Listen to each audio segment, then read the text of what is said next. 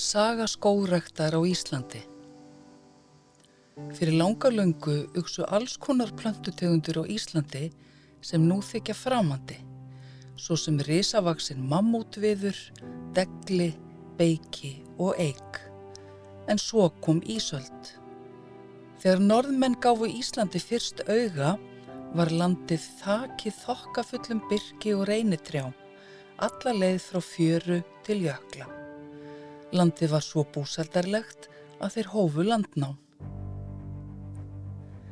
Fyrir öld síðan hafði fólk áhyggjur af jarðvegi sem þeki á haf út.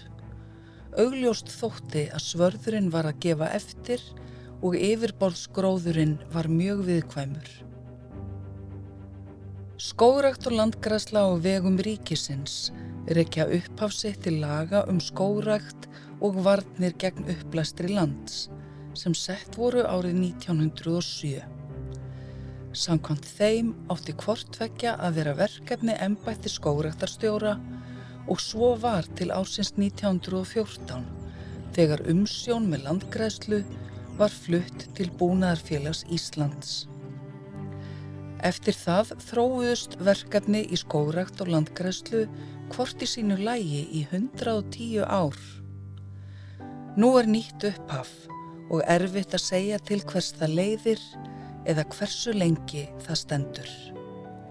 Þökk sé Dönum snemma á 20. öldinni barst nægileg þekking til Íslendinga til að reyna notadrjúgar trjátegundir til ræktunar.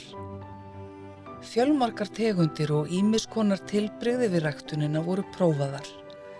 Árangurinn var upp og niður, en þó kom það oftar en ekki á óvart hvernig hið hrjóstruga land okkar gat fóstrað þessar litlu plöntur. Skógrækt ríkisins, sem áður og eftir hét skógræktin, hélt ræktuninni til streitu í öllum landsfjórðungum, á landi sem nú gegnir hlutverki þjóðskóga.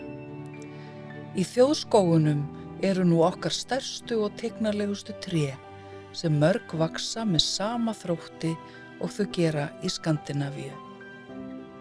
Áhugi meðal almennings óx og í ungmennafélags anda voru gróðursettir enn fleiri skógar undir merkjum Skógræktarfélags Íslands. Skógarauðlind Íslendinga var að vaxa úr grasi.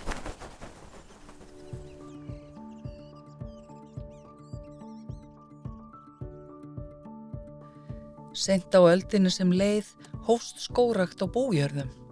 Ríkið hvatti bændur til nytjaskógræktar og fjármagnaði að mestu ný skógrækt í landi þeirra. Bændur fengu fyrir vikið uppvaxandi skóg og allar þær nytjar sem af þeim hlutust skuldlaust. Nú hafa landgræðslan, skógræktin og skógrækt á bújörðum verið sameinuð undir einn hatt sem heitir Land og skógur. Sú stofnun er þekkingar og rannsóknabrunnur nútíðar og framtíðar.